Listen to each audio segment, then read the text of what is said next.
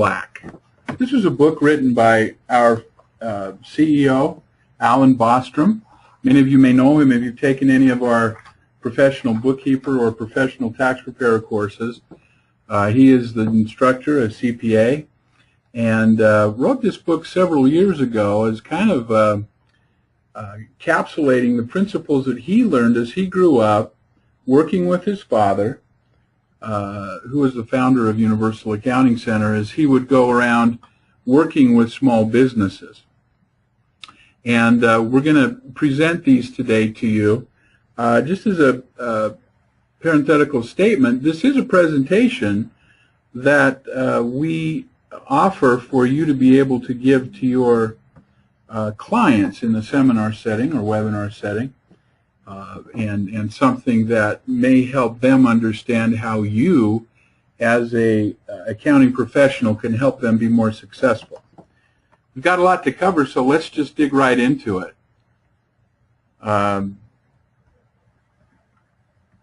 We hope that you've enjoyed the webinar so far, and we have another couple of presentations afterwards. And so let's get right into it. The things that we want to cover today: how can I make my business more profitable? How can I make it what I wanted it to be? How can I help my clients be more profitable? How can UAC, or Universal, assure my success? The first two questions can be asked about your clients, but they can also be asked about your own business, and in fact should be. Remember that you are, if you have your own accounting service, you're a business owner first and an accountant second. Now I say that because, and we'll talk a little bit about it today, one of the principles that we're talking about, but you should always be working on your business, not just in it. And as a accounting professional, how can you make your business a little more profitable? Well, that's what we're going to talk about with the principles that we're going to talk about today. First, let's start off just asking ourselves, why do businesses start? And there's several reasons why this happens. You know, some of us, especially as we get older, might feel that we just don't want to have to deal with working for other people anymore. We want to be able to work doing what we want, where we want, with whom we want to do it, when we want, and have that greater flexibility and independence.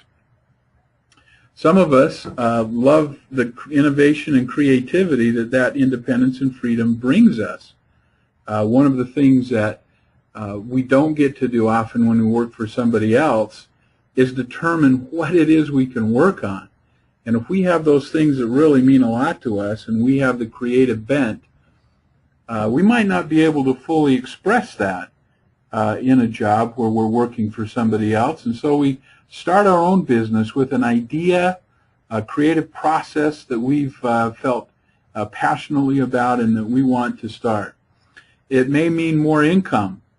Again, the basic employment contract states that I will pay you just enough to keep you from quitting if you will work just hard enough to keep me from firing you. I say that tongue-in-cheek, but it's all too often too true. The fact is, in this business, particularly in accounting, the reason we have an employer is that they can often supply things to us that we cannot supply for ourselves. But in this business, there's nothing that an employer can supply for you that you cannot supply for yourself. It's a basic business. It's very easy to get into. And without the employer in the way, instead of making $15 to $20, maybe $25 an hour doing accounting for clients working for somebody else, where the accounting firm you're working for is charging them $50, $75, $100 an hour or more for the work you're doing, you get to do that now and make $50 an hour or more. And it's the same with your clients. They're in business for themselves because they figured out that they could probably make more money doing it on their own than they could by themselves. We also start businesses because it's something that we can feel passionate about. And a lot of times this goes with creativity and innovation, that we don't really get to fully express ourselves when we're working with somebody else. and we can make more of the decisions our way with the things that really get us excited about life and doing things. And then there's always just plain old desperation. I got nowhere else to go. And some of us have been in that situation, maybe where we have been looking for a job and might not be able to find one that pays us what we need. It just hasn't opened up for us. And so we have to start looking at doing freelance work on the side. We find that we're quite successful at it, and in fact give up the job search and start the business of our own. A lot of businesses have started that way and become quite successful. So whatever the reason the businesses start, let's talk about how this takes place. Michael Gerber wrote a book called The E-Myth, which anybody looking at starting their own business should read. And in fact, it would be a good book for you to recommend, along with In the Black, to your clients. He indicates in there there's 3 roles in any business. A technician, that's the person that actually does the work. An entrepreneur, the person who sells the idea and grows the business. And the third is the manager, the person that holds it all together, that measures, that analyzes, that helps make decisions with the right data. Well, what he also said was that most businesses are started by a technician who gets an entrepreneurial seizure. And you've seen this happen a lot. I'll use an example of a plumber who may be out on jobs working for a plumbing contractor. He's got his own truck. He's got his own tools. He goes in. He works for a half an hour unclogging a sink or a toilet. He writes out an invoice to the home for, I don't know, $100 or so. He knows he's going to probably see about $20 of that. And he starts to realize, I've got my own truck, I've got my own tools. I could keep the $100 if I did it myself. One day he might be at home and the neighbor asks him to come over. And the neighbor asks him to help him with his sink. He's not even thinking of getting paid for it. But at the end of the time, the client, the neighbor will then pay him maybe $20, $25, and he realizes that he can do this. He starts putting flyers around the neighborhood, and pretty soon other people come to him, and he's starting to get a lot of work until it comes to the point where he makes a break and starts his own business. The problem is, as a technician, he's not really aware of all of the details of marketing, which he needs to do to stay in business, and all the details of the accounting process, which he needs to stay in business. It's like he's sitting on a one-legged stool like a farmer milking a cow, which is all well and good as long as he makes sure that he's poised on that. However, if he should ever stand up from that stool, it'll fall over. Just like if most small business owners want to walk away from their business for a weekend, it may collapse without them. And so there's a lot that we need to know to help our technician clients be able to grow their business profitably, because they need 3 legs to the stool. And we'll talk about those a little more. Just some perspective based on the SBA Office of Advocacy in last year measured 652,337 businesses started. Of those 650, well, not of those, but 615,773 businesses closed. So almost 1-to-1 there. For every business that opens, one fails. And there's some good reasons for that, but they are preventable. So we'll talk about that a little more. Sorry about that pop-up there. I'll have to get that checked afterwards. Which reminds me for you to stick around for the next session on how to keep your systems working right. Anyway, there's a lot of different reasons why businesses fail. Insufficient working capital, maybe inexperience of the principles. Many of them start out very extravagantly, spending a lot of money before they have a lot of money coming in, and just accelerating the amount of cash that goes out before they can find a sustainable, profitable market to sell their product to. Some people get in and then just get dishonest and spend the company's money on themselves. Foolishly, they might embezzle from partners, etc. They might have an unrealistic outlook. There may be personality issues or conflicts between partners or owners, and maybe between an entrepreneur and his spouse or her spouse. Credit policies can sink you. If you're doing a lot of work and you're getting a lot of money billed on the books, but it's not coming in, that can sink your business pretty good. But one of the things that we see in common with a lot of the businesses that fail is that they have insufficient accounting systems and insufficient accounting knowledge. Again, mainly because they're not necessarily coming from a business background, but a technician background. And this is where we can really help them. Bottom line, businesses fail because of poor execution of good decisions. They make good decisions too late, or they might make poor decisions, or they might delay, put off, not make decisions, and those business decisions get made for them, almost always not to their favor. So what is it that we need to make good business decisions?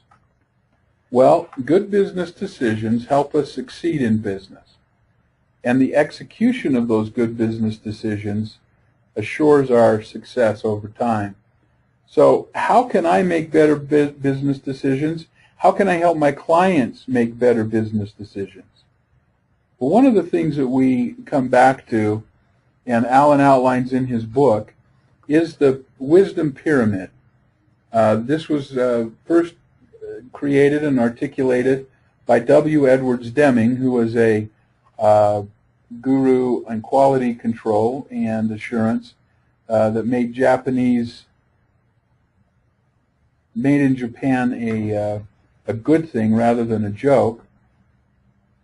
And so he said that we start with data. If we want to learn what's going on, we have to gather the data.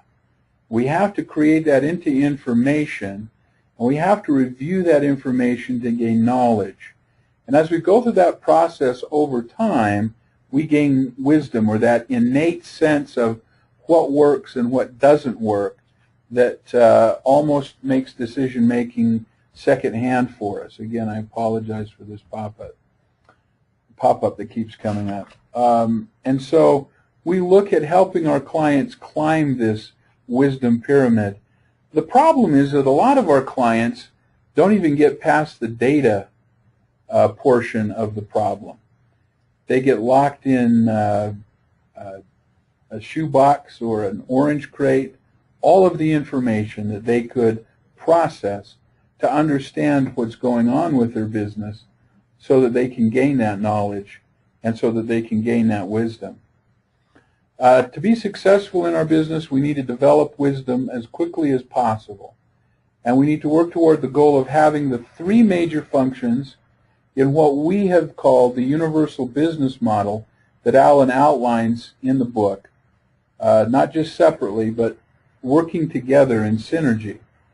Now, those three areas are marketing, production, and accounting, or as Michael Gerber had called them, marketing being the entrepreneur side, production being the technician side, and accounting being the management side. And the more we can make those three areas of the business, or if we want to put it into another metaphor, the three legs of the business stool work together and coordinate, the greater our profitability is going to be. And so you can see as we can bring those together that our profitability grows. And there's ways that we can help our clients then coordinate these three major activity areas of their company so that we can be more profitable, they can be more profitable. And we can do this for our own business as well. So there's 9 principles, basically, that help outline this. And there are 3 principles in each one of these areas. 3 for marketing, 3 for production, and 3 for accounting. So let's go ahead and talk about those 9 principles. First, the marketing principles are 3. Nothing happens till you make a sale. A deal is only good when it's good for both parties, and grow your business geometrically. First, let's talk about nothing happens until you make a sale.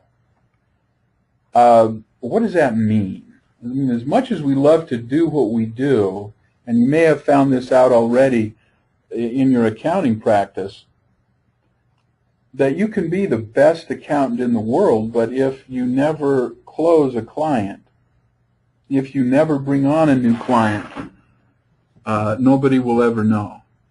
And that's a big problem. And so nothing really happens until you make a sale. The second principle is that a deal is only good when it is good for both parties. This means that when we do transactions with other people, we look at deals that are sustainable or deals that would probably take place on their own even without an agreement, because the interests of the parties are so balanced. And you know, when you're putting together deals with somebody, it's good to remember that the better it is for them, the more long term it's probably going to last. But it's got to be balanced in terms of how good it is for you. I know that we sometimes give our clients the better part of the deal, and we end up working for some high maintenance clients. Some high maintenance clients that don't allow us the profitability that we need. We may undercut our service fees in the beginning in order to get clients, and in the long term that really eats up our time to be able to pursue other clients that are more profitable. So yes, make sure that the deal is good for the person you're agreeing with, but also make sure that the deal is good for you. This is really important too, because a lot of your smaller clients will be in the habit or have a tendency to underprice themselves. And in the pursuit of principle number 1, nothing happens till you make a sale, they will forego profitability. It's good to remember that you should be losing some business due to price. If you're talking to people and you're not getting anybody tell you that you are too expensive, you could probably raise your rates. You should be having some people, you should be losing some business on price. That's how you know you're right in there. It takes a little faith, because nobody wants to be told no. But if you hold to your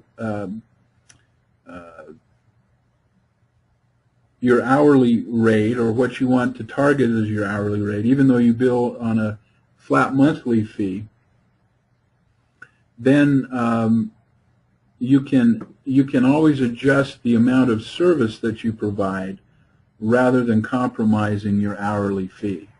So make sure that it's always a good deal for you. And make sure your clients and talk to them about raising their pricing. That should be a discussion that every accountant has with their clients. Why are they pricing the way they are? Are they losing some business due to price? Is there an opportunity to grow their business by actually doing less work and getting paid more because they're increasing their rates? So look at that as a real big opportunity to increase profits. The third thing is to grow your business geometrically. We all get started in business, and we can do this with accounting, with maybe doing the basic books, and that's what we're offering them. But we can always grow the business geometrically by looking at new types of customers and new types of product that we can offer. For example, we may want to take new products to our current customers, such as tax preparation. We'll have a speaker this afternoon that will talk about Merchant services as another important service that you can provide. You might want to look at other things, payroll services that you can partner with a payroll company and provide. Research by the Boston Consulting Group has shown that multiple service hooks are huge in client retention. In other words, they did a survey where if the accountant is only offering one service, just maybe basic monthly write-up, production of the financial statements, they have a much lower retention rate. It more than doubles if they have two services. It goes to 63% retention rate from year to year, and if we can offer more than three or more services, it's in the 90% range. Meaning that if we can provide the basic monthly write-up, we can provide tax preparation, we can provide payroll, we can provide merchant services, we ought to be looking for all the things that we can provide. One of the great things about being an accountant is you may know more about what they need than they do. You may see these opportunities to provide other services to them, and because you're aware of their financials, you know if they can afford them or not. What other sales professional, and if you have your own accounting service, you are a sales professional, has the opportunity to actually look at the books of their potential customers and clients before they start suggesting new products and services? It's a great opportunity for you. And again, do it in the spirit of service. Do it in the spirit of getting them what they need to make their business more productive. And it is sacred ground. Walk softly there. So those are the three marketing principles. What about production? Pour on the communication. Improve your internal processes. Take what you have and make it better. Let's talk about the first one. Pour on the communication. One of the things that we do here at Universal is we want to make sure that everybody's on the same page with a common understanding of what our goals and what our standards of production are here for any given responsibility. So there's some things that we do. We have quite frequent accountability sessions with our employees.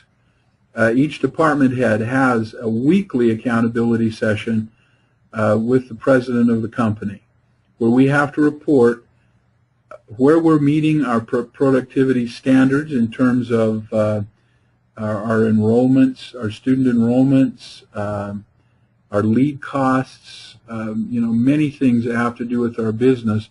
Are they within certain specifications? Are they within certain standards and variances? And if not, why? And we talk it through, and we work out plans to correct things as we go. But we do that weekly. Each Wednesday, our senior staff goes off-site to communicate about all the areas of the company and make assignments and hold each other accountable for helping the company move along. It is our off-site meeting, a lunch once a week, where we work on the business rather than just in it. It might take 2 to 3 hours, but it really helps pour on the communication. We have quarterly retreats where we forecast, review what has happened the last quarter, comparing it to the budget we set at the first of the year, as well as discussing our forecast for the next 3 months based on what we've learned. We then make a great effort to report all of this and keep in communication with the employees. After every quarterly retreat, we report back to the employees the state of the company. We report those key indicators from our balance sheet and income statement that help them know that we're trying to manage the company as best we can so that they can feel secure about their jobs. And we help them understand how their particular functions contribute to the overall success of the company. This is something that you can help your clients with as well in putting together a communication plan. Are they communicating, or are all three of these different functions, accounting, marketing, and production operating in silos where there's not much communication and they're missing opportunities to synergize. The second principle is to improve your internal processes.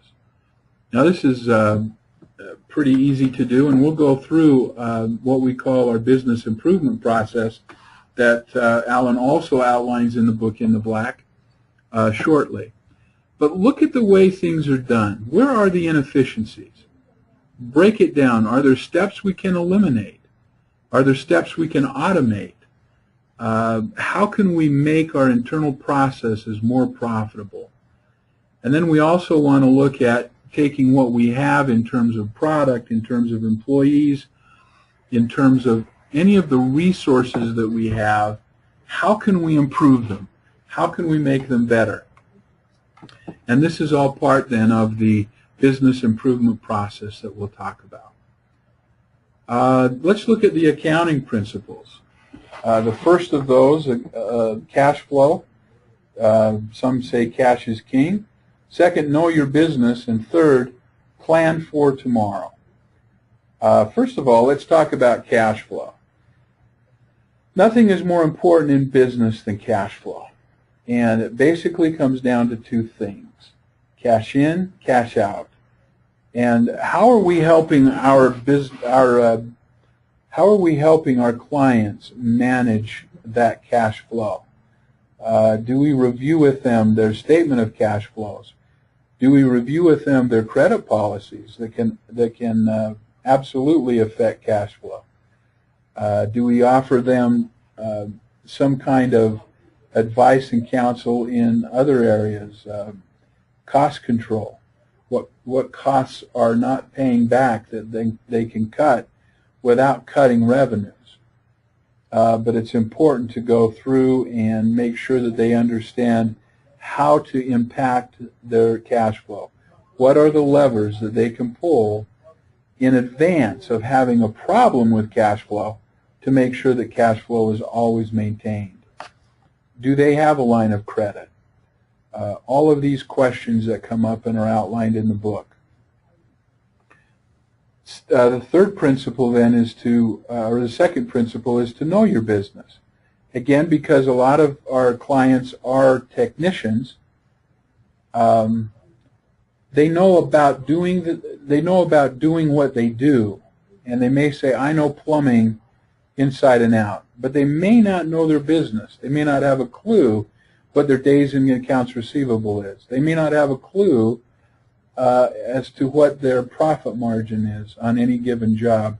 They may not have a clue as to who are their profitable clients, who are their unprofitable clients, who are their profitable employees, who are the unprofitable employees. There's a lot to know. And as the accounting professional, helping them climb the wisdom pyramid, you are the key to helping them know their business. The third principle is to plan for tomorrow, which is impossible to do. Again, if you don't have cash flow and if you don't know your business, planning is a shot in the dark at best. The better that they know their business, the better they can plan. Statistical analysis helps us understand what's likely to occur. The history isn't always the past isn't always the future, but it is a good place to start the discussion and the search. There are other factors involved, but again, we always start from the financials. We have to start from the financials in terms of planning ahead. We have to know which products are trending upward, which products are trending downward. What are the trends on employees? What are the trend on different customers? So that we can understand how all those pieces fit together for the overall trend, up or down, what to do about it, and what we can control about keeping the company growing. And so planning for tomorrow is a very important thing. So what you want to do is, in talking with your clients, understand that you're helping them find out the basic business question. if I spend $1 over here, how much can it pay me over here? And over time, we want them to understand where every dollar is accountable. And we take the dollars that aren't paying back and recommend that we reallocate those dollars to the places where they are paying back, where we do have a strong ROI. Do they know their profitability by client, by product, by vendor, by employee, by department, by advertising source, any other way we can cut and parse their business that's meaningful for them to help them understand how they can make the decisions? Because every decision is basically this decision. Where can I spend $1 that it will maximize my return on investment? Should I take this dollar and spend it here, or should I take this dollar and spend it there? In its very simple form, that's what you help them do. If you look at the principles and how they break down, you'll see that for each area, marketing, production, and accounting, there is a short-term strategy or principle, a mid-term strategy or principle, and a long-term strategy or principle. Nothing happens until you make a sale. I have to keep telling our enrollment directors here that we still need students coming in. We are a business, and if they've done well a year ago, that doesn't help today. So some of the marketing is very short term, in that you need new clients all the time. Production, pour on the communication, help people understand what is going on.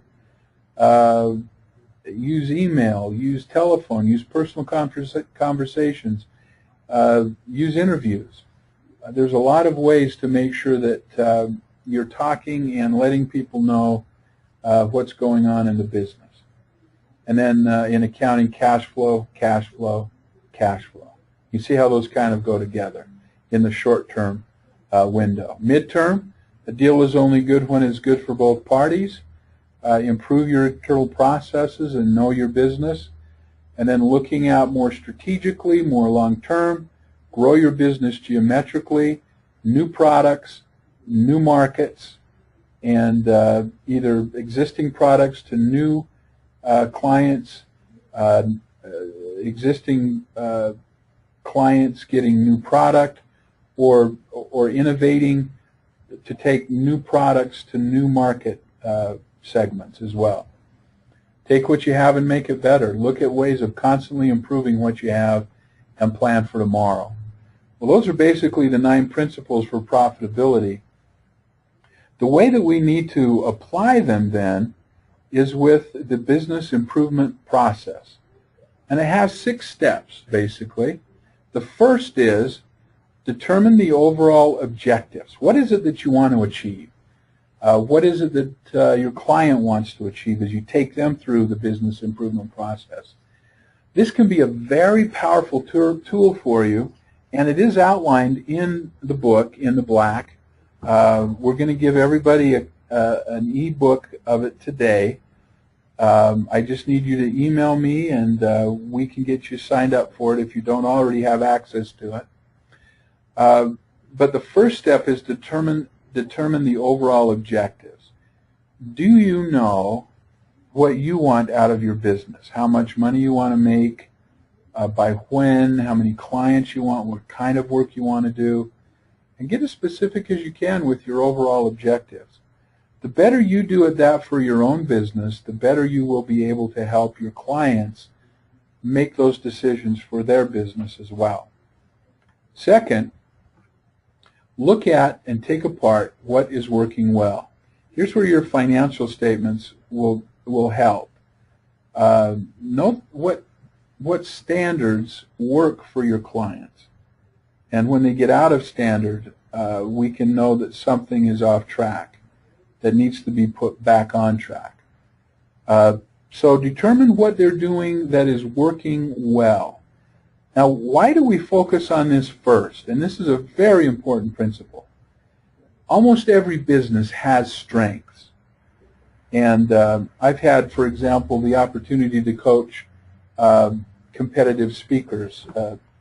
I'm stumbling a little bit today, but I've been able to compete with humorous speeches, and I've had the opportunity to coach people, and I always try to focus first on their strengths rather than telling them what they're doing wrong. I found it's very powerful. If we can focus on what they're already doing right, oftentimes we can expand that to the point where some of the things that they're doing wrong just take care of themselves. And so in business, it's the same way. Don't lose sight of what you're doing well, of what your strengths are. Be a cheerleader for your clients in terms of what they do well and what they do right. Focus on that a lot. Give them positive reinforcement to continue doing the things that work well, and even how to power those up and do them even better. But determine what that is by looking at the financials and what they're telling you about the areas of the company that are performing well.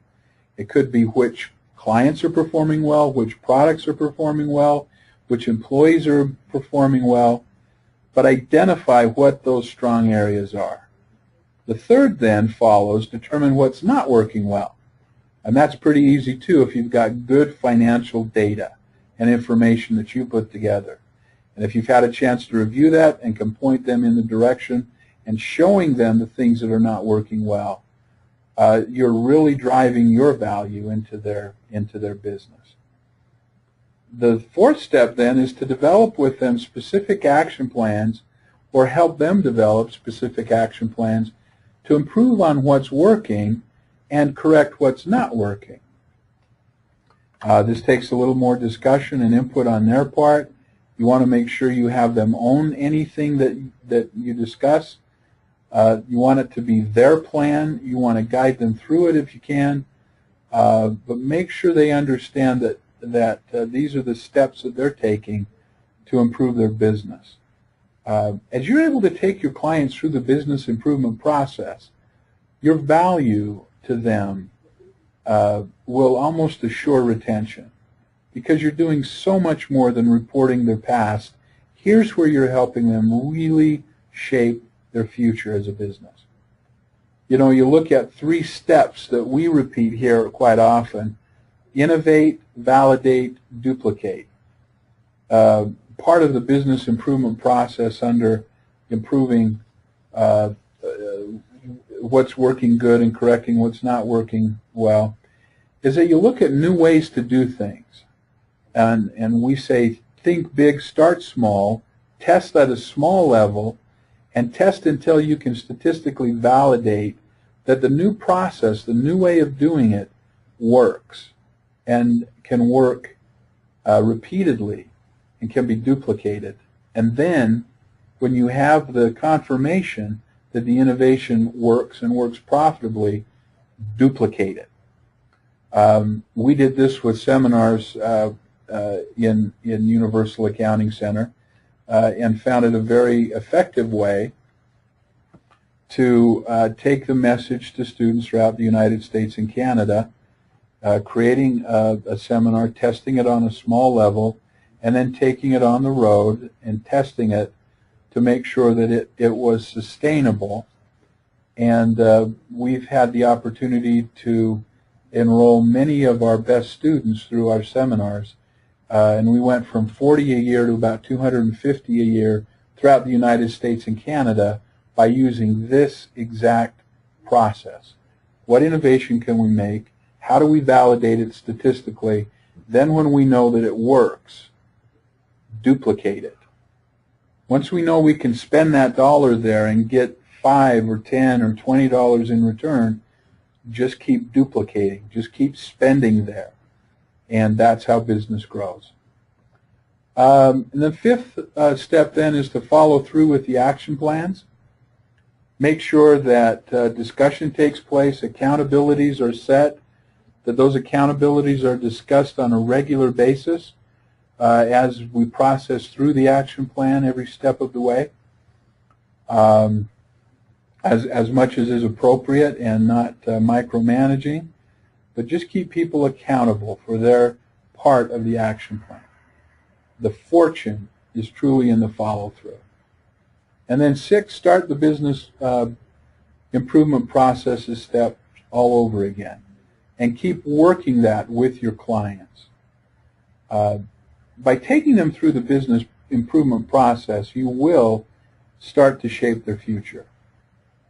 The important thing is to help them understand where they are. A lot of your clients may not really understand where they are financially with their business. Help them then determine where they want to be and how to get there. And one of the best ways to do this is benchmarking. Now, we offer the BizBench benchmarking reports as one of the most powerful tools that you can use to implement the business improvement process. I invite you to go to our BizBench booth in the not the auditorium, the exhibition hall, and check it out. Download a free benchmarking report, a sample, and you can kind of see what this is all about. But by subscribing to BizBench, you get unlimited benchmarking reports for your clients for a year. You just go online, open up your BizBench account. You can keep all of the data in there for your clients. You just put in some basic data from their annual financials, and then BizBench does the rest. It runs the report. You can download it with your logo, your name, as if you were the one that went to an extensive effort to compile this report and present it to them.